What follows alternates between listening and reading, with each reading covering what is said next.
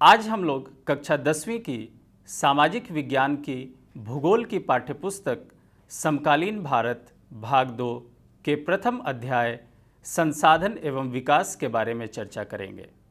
आशा करता हूँ कि इस चर्चा के उपरांत आप सभी संसाधन की एक नई परिभाषा जान सकेंगे, प्रकृति, प्रौद्योगिकी और संस्थाओं के मध्य अंतर संबंध को जान सकेंगे, संसाधनों के वर्गीकरण के बारे में जान सकेंगे, संसाधन विकास के बारे में समझेंगे, सतत पोषणीय विकास की अवधारणा के बारे में आप अपना ज्ञान विस्तार कर पाएंगे और प्रथम अंतर्राष्ट्रीय पृथ्वी सम्मेलन के महत्व को जानेंगे। क्या आप उन वस्तुओं के नाम बता सकते हैं जो गांव और शहरों में हमारे जीवन को आराम पहुंचाते हैं? ऐसे वस्तुओं की एक सूची तैयार करें और इनको बनाने में प्रयोग होने वाले पदार्थों का नाम बताएं। आइए अब हम चर्चा करते हैं कि संसाधन क्या है। वैसे तो आप सब ने पिछली कक्षाओं में भी संसाधन की परिभाषा पढ़ी है, किंतु यहाँ आप संसाधन की एक विस्तृत परिभाषा पढ़ेंगे। हमारे पर्यावरण में उपलब्ध प्रत्येक वस्तु जो हमारी आवश्यकताओं को पूरा करने में प्रयुक्त की जाती है और जिसको बनाने के लिए प्रौद्योगिकी उपलब्ध है, जो आर्थिक रूप से संभाव्य और सांस्कृतिक रूप से मान्य है, एक संसाधन है। यहाँ आपने संसाधन की परिभाषा का एक नया आयाम पढ़ा। कोई भी वस्तु संसाधन तभी बन सकती है जब हमारे पास प्रौद्योगिकी उपलब्ध हो, वो वस्तु आर्थिक रूप से संभाव्य हो और सांस्कृतिक रूप से मान्य हो। आइए अब हम बात करते हैं कि किसी भी वस्तु के संसाधन बनने की प्रक्रिया में प्रकृति, प्रौद्योगिकी और संस्थाओं के मध्य क्या अंतर संबंध है। हमारे पर्यावरण में उपलब्ध वस्तुओं की रूपांतरण प्रक्रिया प्रकृति, प्रौद्योगिकी और संस्थाओं के पारस्परिक क्रियात्मक संबंध में निहित है। मानव प्रौद्योगिकी द्वारा प्रकृति के साथ क्रिया करते हैं और अपने आर्थिक विकास की गति को तेज करने के लिए संस्थाओं का निर्माण करते हैं। ये त्रिकोणीय चित्र हमें यह बताता है कि आज जो भी संसाधन हम उपयोग करते हैं, उन सभी का आधार हमारी प्रकृति है।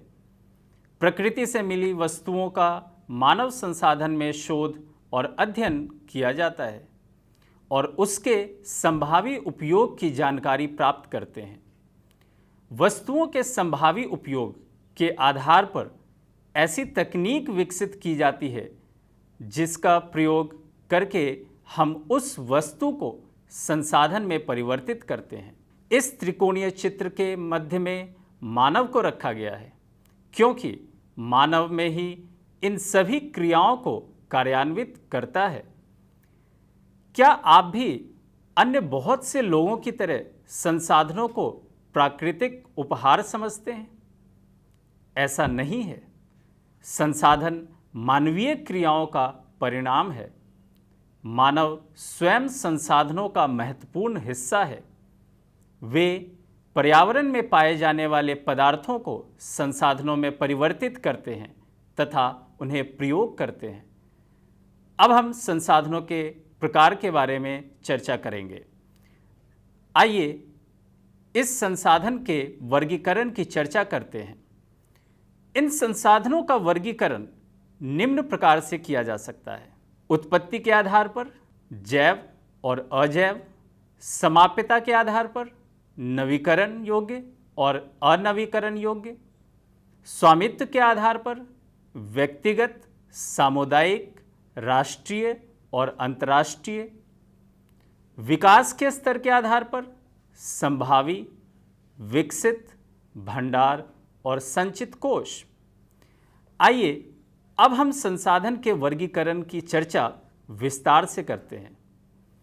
उत्पत्ति के आधार पर संसाधन दो प्रकार के होते हैं: जैव संसाधन और अजैव संसाधन। जैव संसाधन इन संसाधनों की प्राप्ति जीवमंडल से होती है और इनमें जीवन व्याप्त है, जैसे मनुष्य, वनस्पति जात, प्राणी जात, मत्स्य जीवन, पशुधन आदि। अजैव संसाधन वे सारे संसाधन जो निर्जीव वस्तुओं से बने हैं अजैव संसाधन कहलाते हैं। उदाहरणार्थ चट्टानें और धातुएं। संसाधन का वर्गीकरण का अगला आधार है समाप्यता का आधार। समाप्यता के आधार पर संसाधनों को दो वर्गों में वर्गीकृत किया जाता है, नवीकरण योग्य संसाधन और अनवीकरण योग्य संसाधन। नवीकरण योग्य संसाधन वे संसाधन हैं जिन्हें भौतिक, रासायनिक या यांत्रिक प्रक्रियाओं द्वारा नवीकृत या पुनः उत्पन्न किया जा सकता है। उन्हें नवीकरण योग्य अथवा पुनः पूर्ति योग्य संसाधन कहा जाता है। उदाहरण के तौर पर सौर तथा पवन ऊर्जा, जल, वन व वन्य जीवन। इन संसाधनों को सतत अथवा प्रवाह संसाधनों में विभाजित किया जाता है। अनवीकरण योग्य संसाधन। इन संसाधनों का विकास एक लंबे भूवैज्ञानिक अंतराल में होता है। खनिज और जीवाश्म ईंधन इस प्रकार के संसाधनों के उदाहरण हैं। इनके बनने में लाखों वर्ष लग जाते हैं। इनमें से कुछ संसाधन जैसे धातुएं पुनः चक्रीय हैं और कुछ संसाधन जैसे जीवाश्म ईंधन अचक्रीय हैं। वह एक बार के प्रयोग के साथ ही खत्म हो जाते हैं। आइए अब हम स्वामित्व के आधार पर संसाधनों का वर्गीकरण की चर्चा करते हैं। स्वामित्व के आधार पर संसाधनों को 4 वर्गों में वर्गीकृत किया जाता है। व्यक्तिगत संसाधन, सामुदायिक स्वामित्व वाले संसाधन, राष्ट्रीय संसाधन और अंतर्राष्ट्रीय संसाधन। आइए अब एक एक कर इन सब के बारे में विस्तार में चर्चा करते हैं। व्यक्तिगत संसाधन। संसाधन निजी व्यक्तियों के स्वामित्व में भी होते हैं। बहुत से किसानों के पास सरकार द्वारा आवंटित भूमि होती है, जिसके बदले में वे सरकार को लगान चुकाते हैं। गांव में बहुत से लोग भूमि के स्वामी भी होते हैं और बहुत से लोग भूमिहीन होते हैं। शहरों में लोग भूखंड, घरों व अन्य जायदाद के मालिक होते हैं। बाग, चारागाह, तालाब और कुओं का जल आदि संसाधनों के निजी स्वामित्व के कुछ उदाहरण हैं। व्यक्तिगत संसाधन को ज़्यादा बेहतर से समझने के लिए आप अपने परिवार के संसाधनों की एक सूची तैयार कीजिए। स्वामित्व के आधार पर संसाधनों का अगला वर्गीकरण है सामुदायिक स्वामित्व वाले संसाधन। ये संसाधन समुदाय के सभी सदस्यों को उपलब्ध होते हैं। गांव की शामिलात भूमि जैसे चारण भूमि, श्मशान भूमि, तालाब इत्यादि और नगरीय क्षेत्रों की सार्वजनिक पार्क, पिकनिक स्थल और खेल के मैदान वहां रहने वाले सभी के लिए उपलब्ध हैं। स्वामित्व के आधार पर संसाधनों का अगला वर्गीकरण है राष्ट्रीय संसाधन। राष्ट्रीय संसाधन तकनीकी तौर पर देश में पाए जाने वाले सारे संसाधन राष्ट्रीय हैं। देश की सरकार को कानूनी अधिकार है कि वह व्यक्तिगत संसाधनों को भी आम जनता के हित में अधिग्रहित कर सकती है। आपने देखा होगा कि सड़कों, नहरें और रेल लाइनें व्यक्तिगत स्वामित्व वाले खेतों में बनी हुई हैं। शहरी विकास प्राधिकरणों को सरकार ने भूमि अधिग्रहण का अधिकार दिया हुआ है।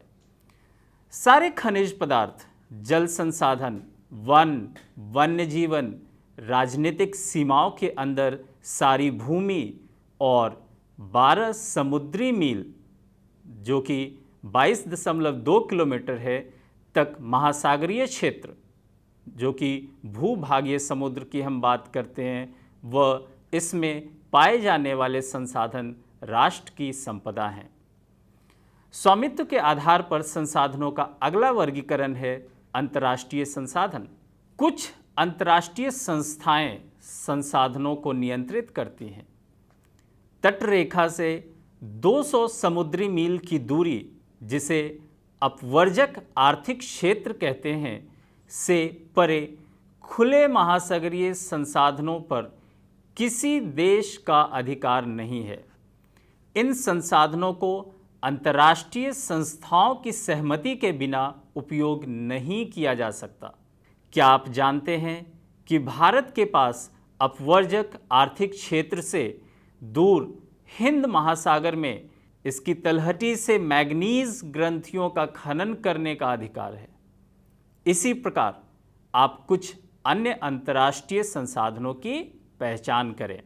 विकास के स्तर के आधार पर संसाधनों के वर्गीकरण की चर्चा करेंगे। विकास के स्तर के आधार पर संसाधनों के 4 प्रकार हैं: संभावी संसाधन, विकसित संसाधन, भंडार तथा संचित कोष।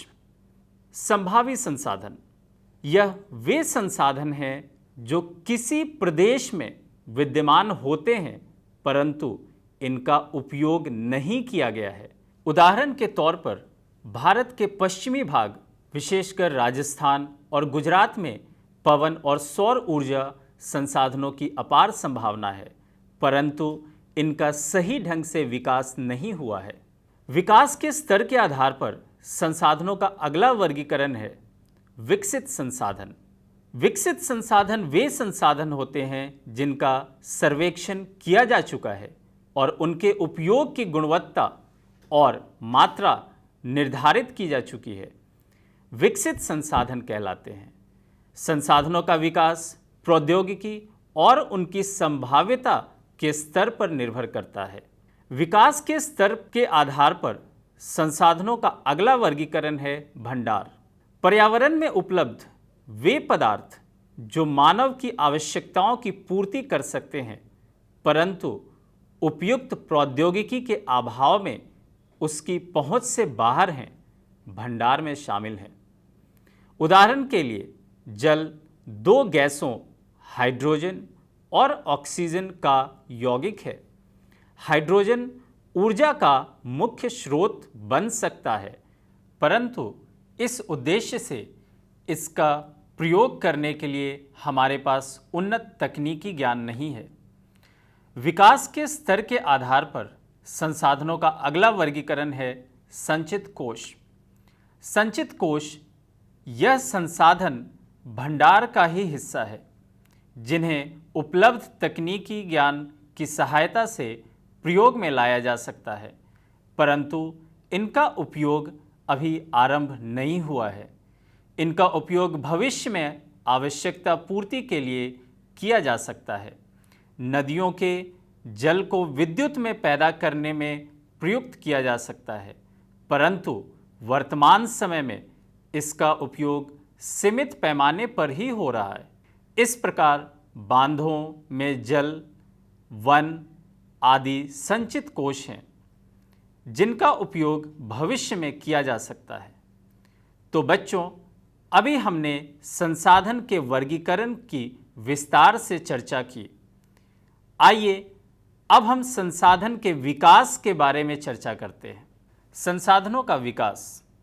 संसाधन जिस प्रकार मनुष्य के जीवन यापन के लिए अति आवश्यक है उसी प्रकार जीवन की गुणवत्ता बनाए रखने के लिए भी महत्वपूर्ण है। ऐसा विश्वास किया जाता है कि संसाधन प्रकृति की देन है। परिणाम स्वरूप मानव ने इनका अंधाधुंध उपयोग किया है जिससे निम्नलिखित मुख्य समस्याएं पैदा हो गई हैं। कुछ व्यक्तियों के लालचवश संसाधनों का ह्रास, संसाधन समाज के कुछ ही लोगों के हाथ में आ गए हैं जिससे समाज 2 हिस्सों संसाधन संपन्न एवं संसाधनहीन अर्थात अमीर और गरीब में बंट गया। संसाधनों के अंधाधुंध शोषण से वैश्विक पारिस्थितिकी संकट में आ गई है, जैसे भूमंडलीय तापन, ओजोन परत अवक्षय, पर्यावरण प्रदूषण और भूमि निम्नीकरण आदि। कल्पना करें कि तेल संसाधन खत्म होने पर इनका हमारी जीवन शैली पर क्या प्रभाव पड़ेगा? घरेलू और कृषि संबंधित अपशिष्ट को पुनः चक्रण करने के बारे में लोगों के विचार जानने के लिए अपने मोहल्ले अथवा गांव में एक सर्वेक्षण करें। लोगों से प्रश्न पूछें कि उनके द्वारा उपयोग में लाए जाने वाले संसाधनों के बारे में वे क्या सोचते हैं, अपशिष्ट और उसके उपयोग के बारे में उनका क्या विचार है, और अपने परिणामों का समुचित चित्र कोलाज तैयार करें। मानव जीवन की गुणवत्ता और विश्व शांति बनाए रखने के लिए संसाधनों का समाज में न्याय संगत बंटवारा आवश्यक है। यदि कुछ ही व्यक्तियों तथा देशों द्वारा संसाधनों का वर्तमान दोहन जारी रहता है तो हमारी पृथ्वी का भविष्य खतरे में पड़ सकता है। इसलिए हर तरह के जीवन का अस्तित्व बनाए रखने के लिए संसाधनों के उपयोग की योजना बनाना अति आवश्यक है। सतत अस्तित्व सही अर्थ में सतत पोषणीय विकास का ही एक हिस्सा है। आइए हम चर्चा करते हैं कि सतत पोषणीय विकास क्या है। सतत पोषणीय आर्थिक विकास का अर्थ है कि विकास पर्यावरण को बिना नुकसान पहुंचाए हो और वर्तमान विकास की प्रक्रिया भविष्य की पीढ़ियों की आवश्यकता की अवहेलना ना करे। आइए अब हमसे जुड़ी एक बहुत ही महत्वपूर्ण घटना रियो डी जेनेरो पृथ्वी सम्मेलन 1992 की चर्चा करते हैं। जून 1992 में 100 से भी अधिक राष्ट्राध्यक्ष ब्राज़ील के शहर रियो डी जेनेरो में प्रथम अंतर्राष्ट्रीय पृथ्वी सम्मेलन में एकत्रित हुए। सम्मेलन का आयोजन विश्व स्तर पर उभरते पर्यावरण संरक्षण और सामाजिक आर्थिक विकास की समस्याओं का हल ढूंढने के लिए किया गया था। इस सम्मेलन में एकत्रित नेताओं ने भूमंडलीय जलवायु परिवर्तन और जैविक विविधता पर एक घोषणा पत्र पर हस्ताक्षर किया। रियो सम्मेलन में भूमंडलीय वन सिद्धांतों पर सहमति जताई और 21वीं शताब्दी में सतत पोषणीय विकास के लिए एजेंडा 21 को स्वीकृति प्रदान की। आइए अब हम बात करते हैं एजेंडा 21 क्या है। यह एक घोषणा है जिसे 1992 में ब्राज़ील के शहर रियो डी जेनेरो में संयुक्त राष्ट्र पर्यावरण और विकास सम्मेलन UNCED के तत्वाधान में राष्ट्राध्यक्षों द्वारा स्वीकृति दिया गया था। इसका उद्देश्य भूमंडलीय सतत पोषणीय विकास हासिल करना है। यह एक कार्यसूची है जिसका उद्देश्य समान हितों, पारस्परिक आवश्यकताओं एवं सम्मिलित जिम्मेदारियों के अनुसार विश्व सहयोग के द्वारा पर्यावरणीय क्षति, गरीबी और रोगों से निपटना है। एजेंडा 21 का मुख्य उद्देश्य यह है कि प्रत्येक स्थानीय निकाय अपना स्थानीय एजेंडा 21 तैयार करे। सतत पोषणीय विकास के लक्ष्य को पूरा करने के लिए हमें अपने संसाधनों को नियोजित करने की आवश्यकता है। तो आइए अब हम ये जानते हैं कि संसाधन नियोजन क्या है और भारत जैसे देश के लिए संसाधन नियोजन क्यों ज़रूरी है। संसाधन नियोजन संसाधनों के विवेकपूर्ण उपयोग के लिए नियोजन का एक सर्वमान्य रणनीति है। इसलिए भारत जैसे देश में जहां संसाधनों की उपलब्धता में बहुत अधिक विविधता है, यह और भी महत्वपूर्ण है। यहाँ ऐसे प्रदेश भी हैं जहाँ एक तरह के संसाधनों की प्रचुरता है परंतु दूसरे तरह के संसाधनों की कमी है। कुछ ऐसे प्रदेश भी हैं जो संसाधनों की उपलब्धता के संदर्भ में आत्मनिर्भर हैं और कुछ ऐसे भी प्रदेश हैं जहां महत्वपूर्ण संसाधनों की अत्यधिक कमी है। उदाहरण के तौर पे झारखंड, मध्य प्रदेश, और छत्तीसगढ़ आदि प्रांतों में खनिजों और कोयले के प्रचुर भंडार हैं। अरुणाचल प्रदेश, वहाँ जल संसाधन प्रचुर मात्रा में पाए जाते हैं, परंतु मूल विकास की कमी है। राजस्थान में पवन और सौर ऊर्जा संसाधनों की बहुतायत है, लेकिन जल संसाधनों की कमी है। लद्दाख का शीत मरुस्थल देश के भागों को अलग थलग कर पाता है। यहाँ पे प्रदेश सांस्कृतिक विरासत का धनी है, परंतु यहाँ जल, आधारभूत अवसंरचना तथा कुछ महत्वपूर्ण खनिजों की कमी है। इसलिए राष्ट्रीय, प्रांतीय, प्रादेशिक और स्थानीय स्तर पर संतुलित संसाधन नियोजन की आवश्यकता है। आप अपने राज्य में पाए जाने वाले संसाधनों की सूची तैयार करें और जिन महत्वपूर्ण संसाधनों की आपके राज्य में कमी है उनकी पहचान करें। अभी हमने पढ़ा कि संसाधन नियोजन क्या होता है। आइए अब हम इस बात पर चर्चा करें कि संसाधन नियोजन कैसे किया जाता है। संसाधन नियोजन एक जटिल प्रक्रिया है जिसमें निम्नलिखित सोपान हैं। देश के विभिन्न प्रदेशों में संसाधनों की पहचान कर उनकी तालिका बनाना। इस कार्य में क्षेत्रीय सर्वेक्षण, मानचित्र बनाना और संसाधनों का गुणात्मक एवं मात्रात्मक अनुमान लगाना व मापन करना है। दूसरा सोपान है संसाधन विकास योजनाएं लागू करने के लिए उपयुक्त प्रौद्योगिकी, कौशल और संस्थागत नियोजन ढांचा तैयार करना।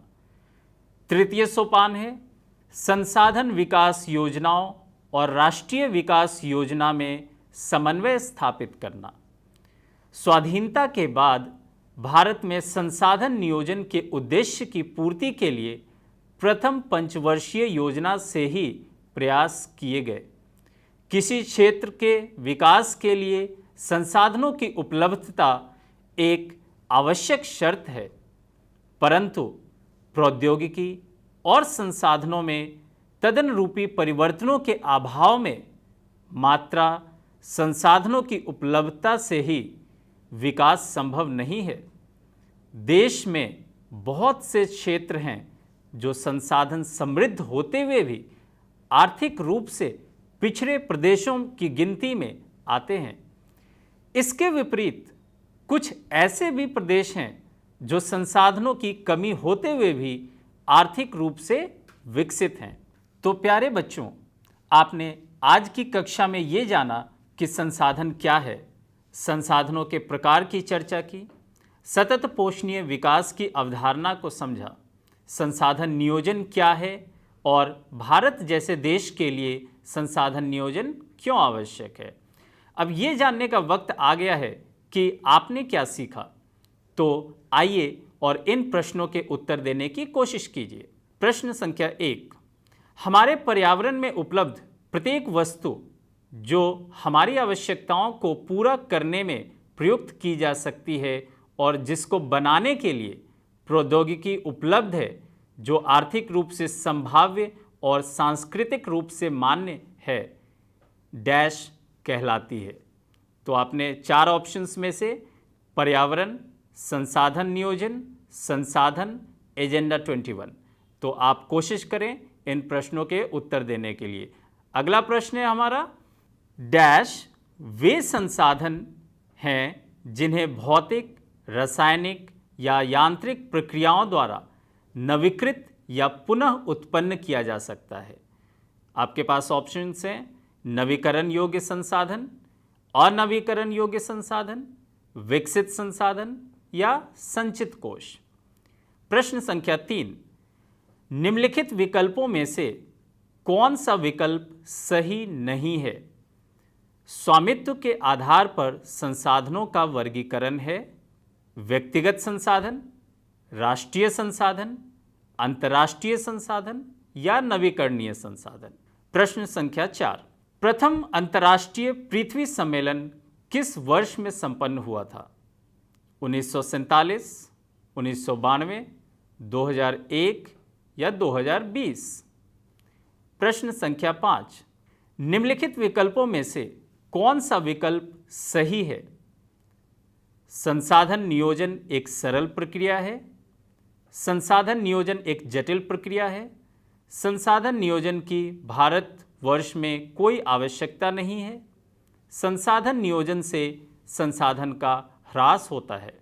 तो प्यारे बच्चों, आशा करता हूँ कि इस अध्याय को बहुत अच्छे से आपने समझा होगा। इस अध्याय के अगले भाग में हम मृदा और मृदा अपरदन के बारे में चर्चा करेंगे।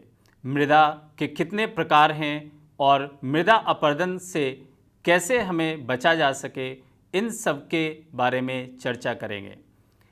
तब तक के लिए अपना ख्याल रखें, स्वस्थ रहें। धन्यवाद।